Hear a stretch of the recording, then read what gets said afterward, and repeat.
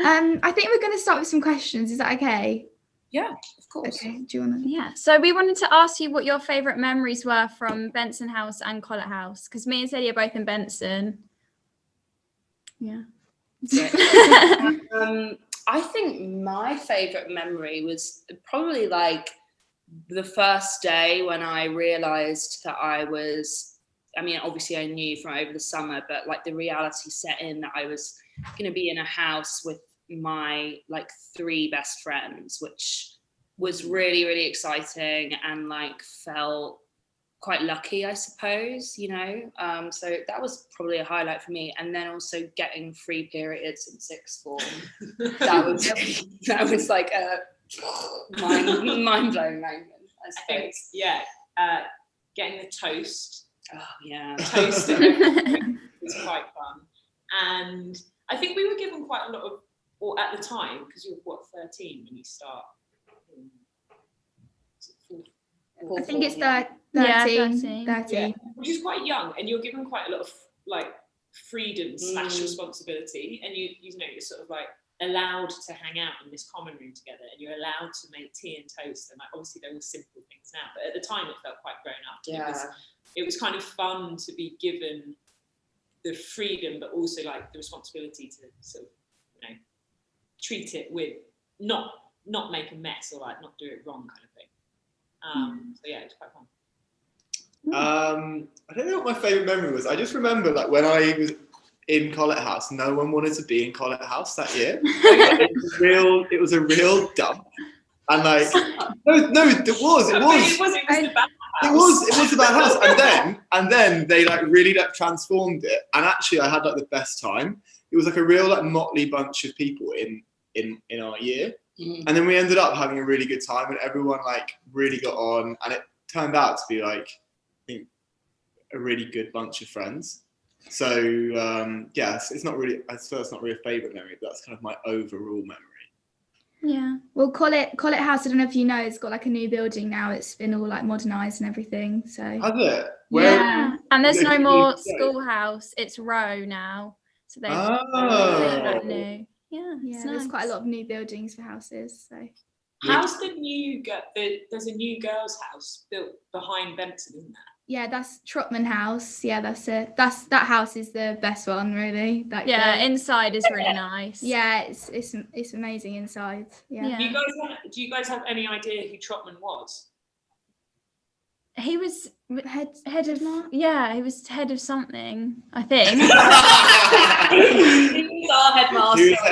He was the head of the school for us. Yeah. Right, okay. Yeah. That's cool. We also wanted to know, like, what was your favourite subjects or teachers, and what do you think it influenced? Did it influence any decisions in your life now?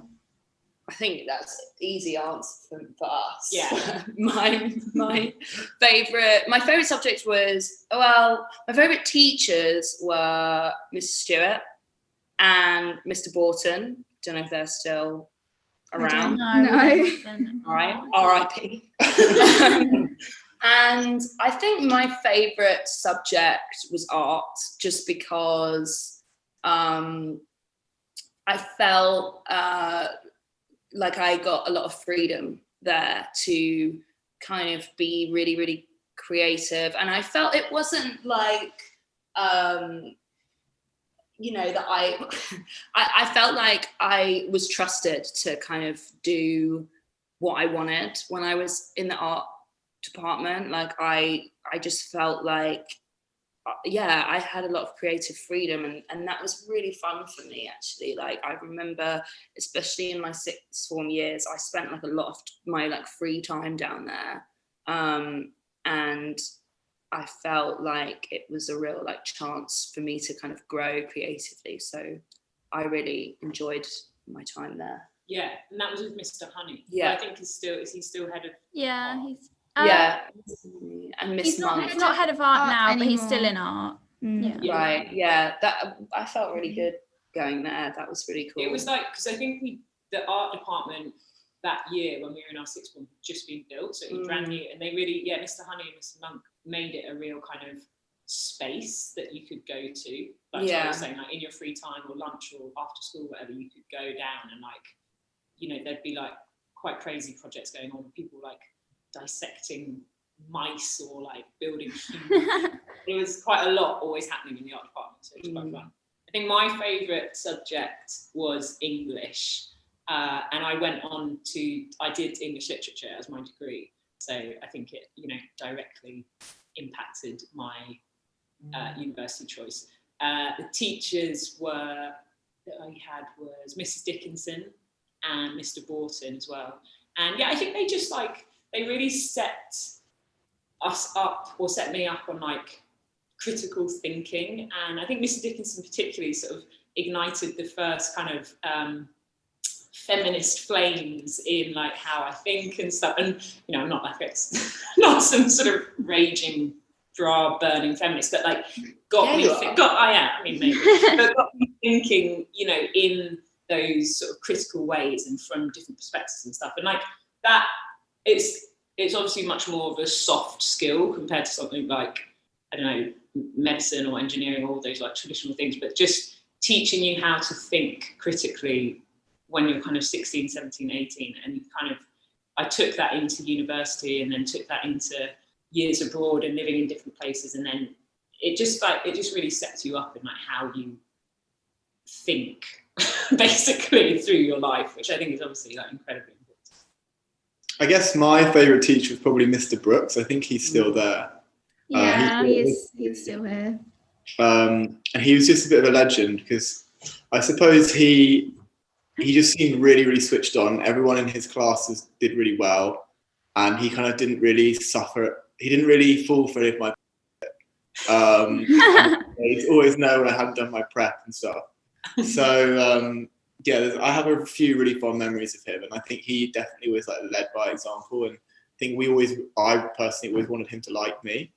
And I think that's something that's really interesting, like as you get into life, like respecting someone and wanting their kind of, I guess, validation. I think he was really good at that. So yeah, shout out Mr. Brooks if you're watching this. Yeah.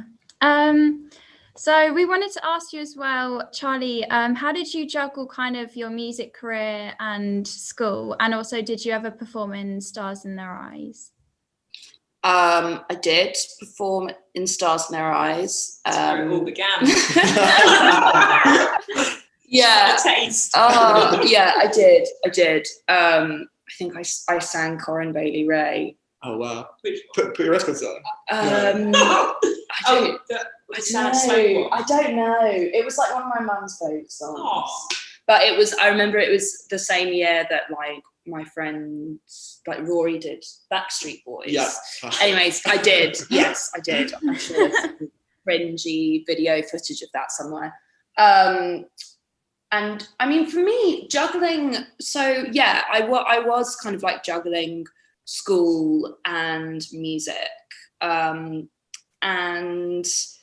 sort of at the beginning, I think it kind of went quite unnoticed because a lot of what I was doing was sort of really online kind of like things, you know. I guess at that time it was MySpace. Like I had like a quite active MySpace profile, as some might have like an active TikTok now or whatever. Like I had like a really active MySpace, and I was sort of posting a lot and like doing a lot of my kind of music like stuff online, like whether it be connecting with other artists or writing songs or just communicating. It was sort of like something that could happen like after school.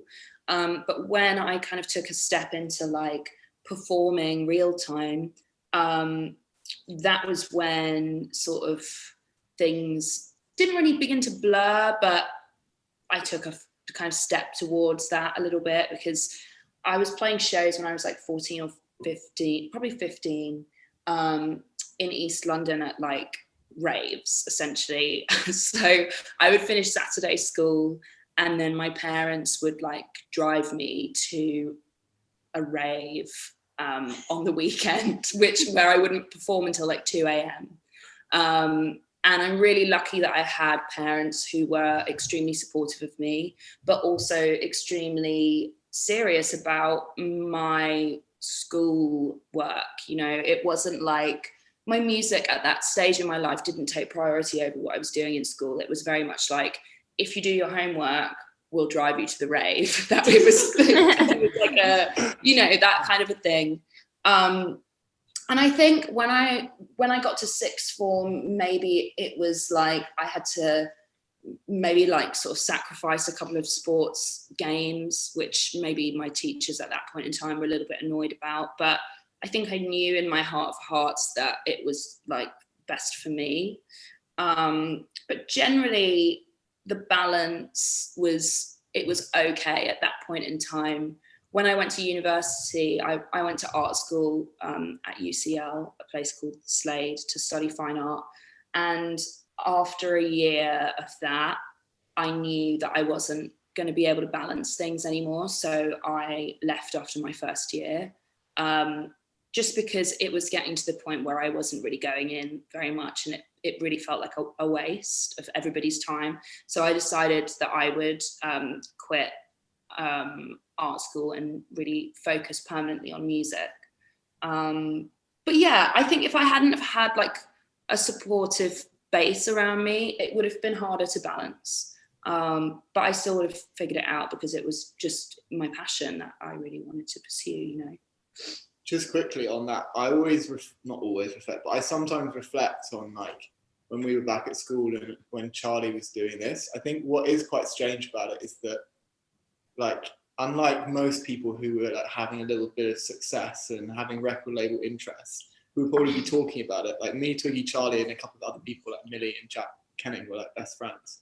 Charli was so low key about it. She would never like really talk about it, and it was very like something that she was doing completely on her own. Like, I mean, I would imagine that the college is like quite similar in its makeup now than it was then, and like Charli really was like an outlier, I suppose, at that time, but wasn't really talking about it, which I do think like speaks kind of volumes about her as a personality of someone who just kind of quietly achieves things and gets on with things. So yeah, I would say like all Charli's kind of musical success really is like a testament to her own kind of work ethic, rather than anything else beyond her. I do think that's kind of important to recognise.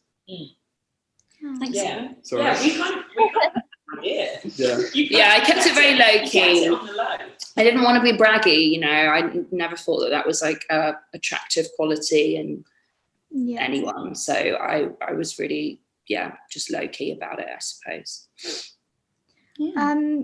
So when did you all know what career you wanted to take, and like what with the career you're in now and stuff? Do we know? Do we even know to this day? We're just trying a few different things.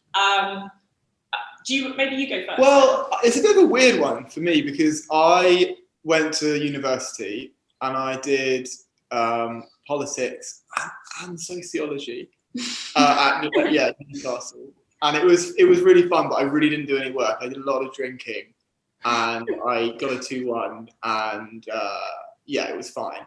And I was a bit kind of lost about like what I wanted to do, and I kind of thought that like the most important thing to me was money, just being honest.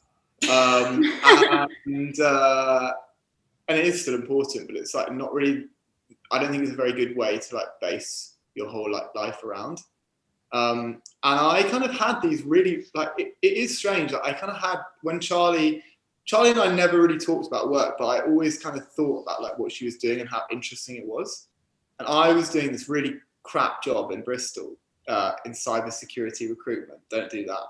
And Charli kind of called me out of the blue and was like, "Hey, I've got this idea, and would you be interested in being my assistant on the road?" And that was 5 or 6 years ago. Yeah. And then kind of as things kind of naturally developed, like I joined her management company, then I was working with other artists, then the three of us decided to set up our own company a couple of years ago. So yeah, I suppose it's a bit of a long-winded answer, but how do we know what we were going to be doing? But I think it's just about finding something you're really passionate about and you really love doing, and like focusing on that. I know that's such a cliche, but I'm just so fortunate to work with my friends, and I really do love music and the business of music. So yeah. I kind of, sorry, you go.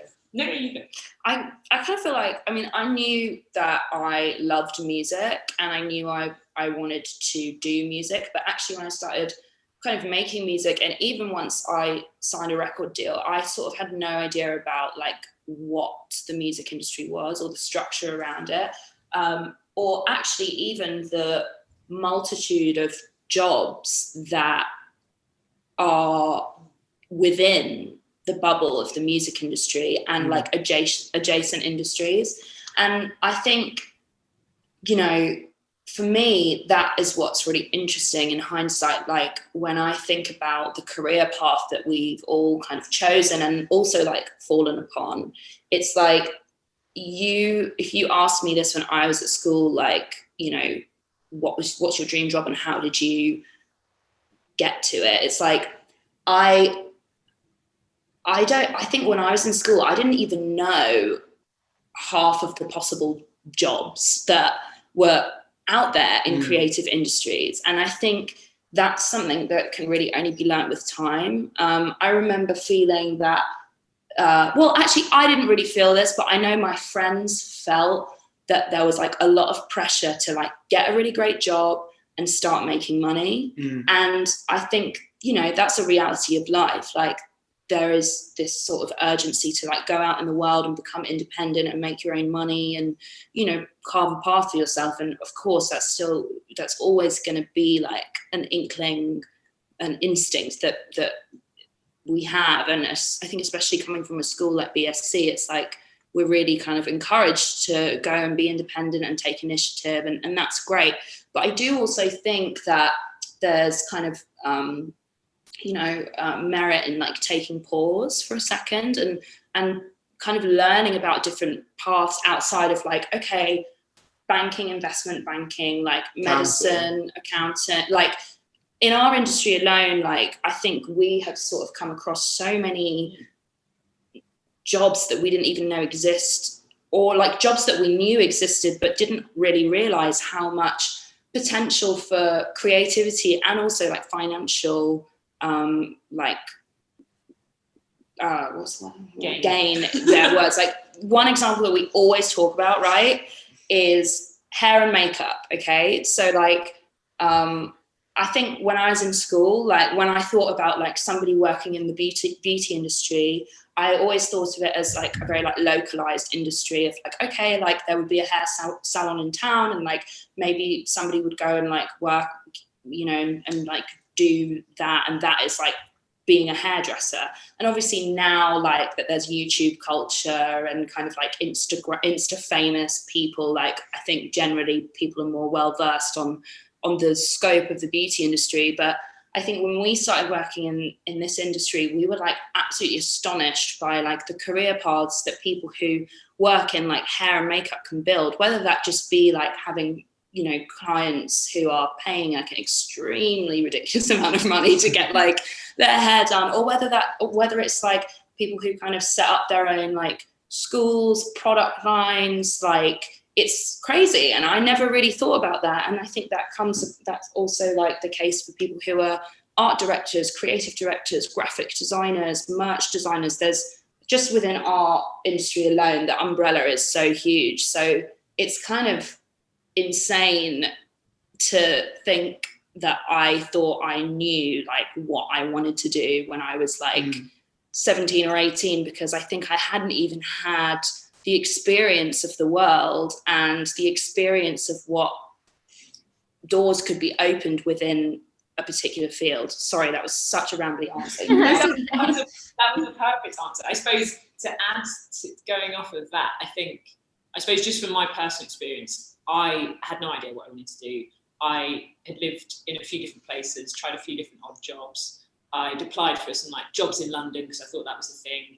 And then, to be honest, you know, Charli presented an opportunity and I said yes. So there's nothing more to it than like, you know, saying yes to an opportunity for me. But now that I'm in the industry and picking up on everything that Charli was saying, like there are so many jobs within it And it can be the creative side, and whether, you know, like Charlie's saying, it's creative director, music video producer, hair and makeup, like all those things. There are also the business side of it as well. And there are accountants, lawyers, sort of legal experts, musicologists, you have Sync publishers, teams. people licensing, like there's so many. Everyone who works in a record label. All the record label jobs, like there's so many different facets within it, and you can still apply skills, but within a creative or entertainment umbrella. So I suppose, just to sort of summarize, like there are real jobs within the entertainment world. It's not all about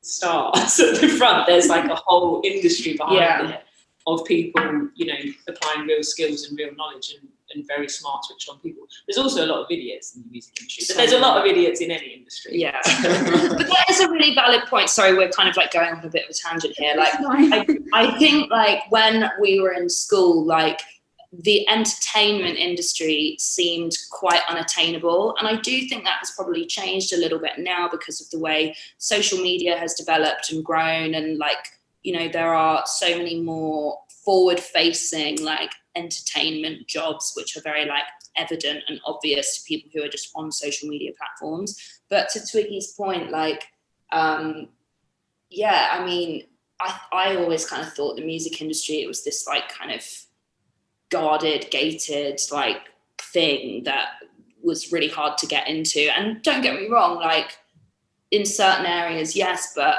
as she said, like there are so many jobs that I just didn't even know existed within the music industry, like which there are so many people doing, you know, and I think it's important to kind of look into those jobs in whatever industry you're sort of interested in. Like, don't just look on the surface, like really dig deep. Yeah, that's cool.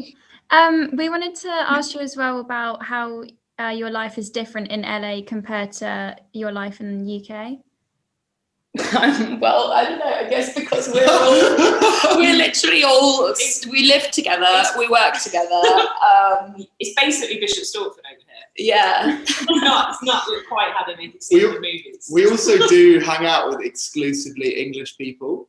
So we have like there's probably like 10 or 15 of us who are friends, who are like expats, who weirdly we kind of know from London in a lot of cases as well. Like a few of our close friends who obviously, I mean, are in the creative industries, but I mean, LA is kind of a bit of a hub for the music industry, I mean,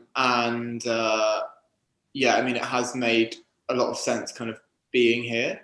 I suppose most of the obvious differences are, you know, the weather's better, but you have to drive everywhere. Everybody's nice. Everyone's nice. And it's incredibly expensive. That's true. It's like you have to pay like $18 for a salad, like nuts. Are you joking? So I guess those are the key takeaways. But I mean, this year has been very, very strange because we haven't really been traveling. I would say on a usual year, you know, Charli would be here in LA maybe like 6 weeks out of the year. She would be traveling like pretty much consistently for the rest of the time. And either Twiggy or I would generally be accompanying on like most trips, not all tour dates, but a lot of trips. So we would be traveling a lot. We'd be in the UK a lot. Like even at the beginning of the year before COVID, I think we'd been back and forth like 3 times. So we definitely, whilst we do live here, we definitely feel like we still have some roots in the UK. Yeah. Another question we wanted to ask was, what was the most important lesson you learnt from the college? It's a bit of a difficult one. So. I was going to give a cheeky answer. But I was going to say choose your friends because choose the right friends. No, I'm joking. We were friends since literally day one. I think the most important lesson. Well, no, I guess the serious side of that is that, like, you know, you really can make friends for life. I think our situation is sort of quite special and unique, but but all, you know, we come home, not this Christmas, but every Christmas we come home and everybody from our year comes home and everybody's kept their friendships, or there's little pockets of friendships, and they really are, you know, friendships for life, I guess. And you can make that what you want. That can just be like a normal friendship, or you can make it a weird friendship where you live and work. Cult. You can make it into a cult. You can do whatever. You can monetize the friendship, whatever you want. Yeah, I think it's not so much something I learned, but just something we're so lucky to Value your friends. Yes, that's value your friends. My thing, and maybe this is, I don't know, this might be a bit cheeky, but like, I think what I learned from the college is like to, you know, sometimes it's important to follow the rules, but sometimes it's really important to not follow them. And I think I learned that from the college in some ways. You know, I think there was a lot of focus on kind of like decorum and, you know, being a team player, which I think is really, really important in life. And then I think there are moments where I learned like that I needed to kind of ignore some of the instructions that were being given to me. And I think that's just like a skill that is really important in life. Like sometimes it's really important to like follow, and sometimes it's really important to not follow. And I think the college, the dynamic of the college kind of like, it taught me like when was the right time to do each of those things. Yeah, that's cool.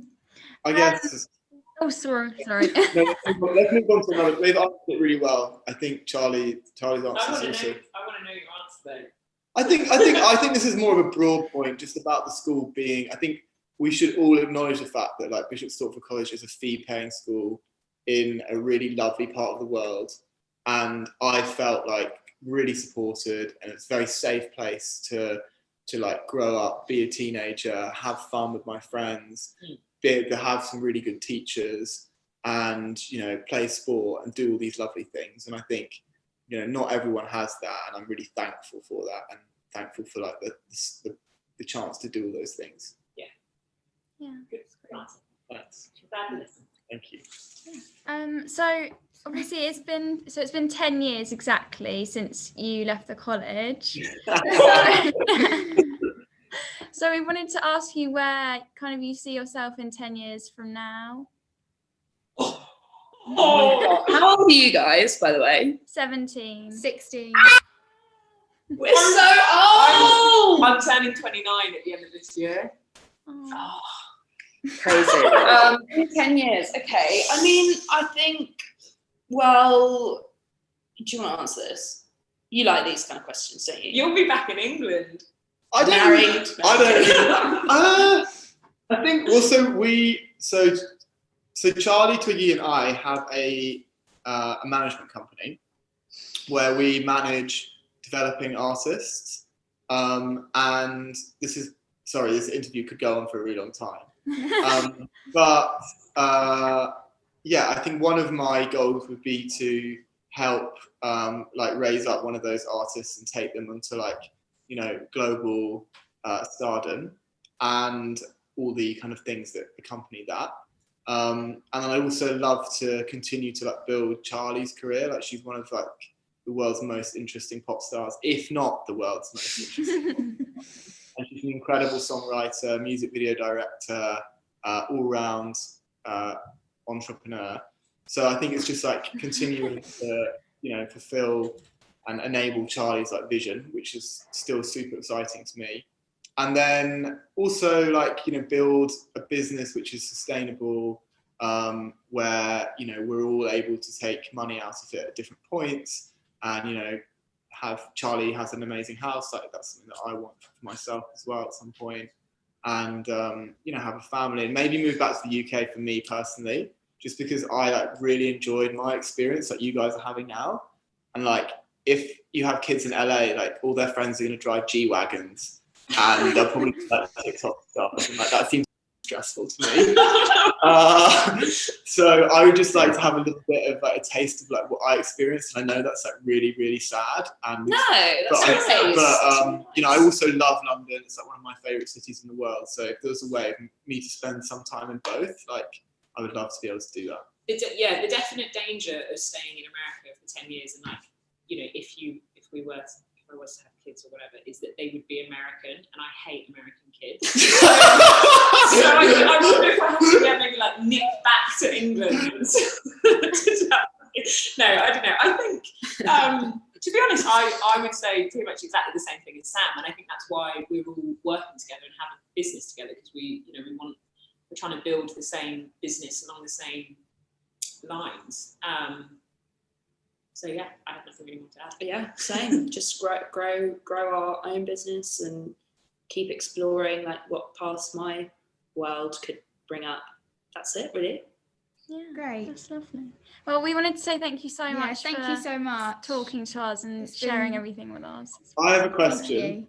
Yeah. What do you guys want to do? Do you have an idea of what you want to do? Well, I want to go to uni, obviously. I think I want to study something in media and then go to a job within the media. It's very broad, but yeah. I want to do law somewhere in London, so like Imperial or UCL, I think. Amazing. If you become an entertainment lawyer, you should move to America. You'll make a lot more money. Okay. I'll look into that. They work on like percentages here. So if let's say you were Charli's lawyer, you'd get 5% of everything she earns. So it's not bad. Yeah, that's good. That sounds good. Not bad. Thank you for having us. Thank you so much. We were actually, honestly, so you know, we were really looking forward to this. Yeah. And we have been for a while, and your questions were really great. So thank you for taking the time to talk to us. We also just wanted to be a bit cheeky and ask you if there'd be any chance of you coming to the college once COVID is. Come and see us, all of you. We actually, really, we've been trying to figure out a way to do like a talk in person for, I think it's been for like 2 years now. But because of like what my schedule used to be like, it's been kind of impossible because there's always like moving dates and having to like fly to the other side of the world or whatever. But I think, you know, if the world sort of goes back to some kind of normality next year and things are still like a little bit calm for us, we would love to come back. Like we really would, and we'd love to sort of do something like this in person, or just, I don't know, like gate crash, just hang out. My parents still live 5 minutes walk from, you know, they're still in the place where we grew up, which is on Maple Avenue. If you're like walking up. Oh yeah. Right. So I like, you know, obviously I haven't been home much. Top feel. But you know, whenever I'm at home, I'm always walking through, you know, down Maidstone Road past the dining room. Like I'm still sort of keeping an eye out on everything. So yeah, I'm sure when we can travel, we'd love to do that. Yeah, brilliant. We'd love that. Yeah, that'd be so cool. Well, let's do it. We'll try and find the time. Like, thanks, Jennifer, if you're still in the room for setting this up. Thank you. I'm still here. Thank you so much, guys. Thanks. Yeah, let's try and make something happen for next year. Yeah. Have a great day, everybody. All right then. Thank you. Bye. Bye.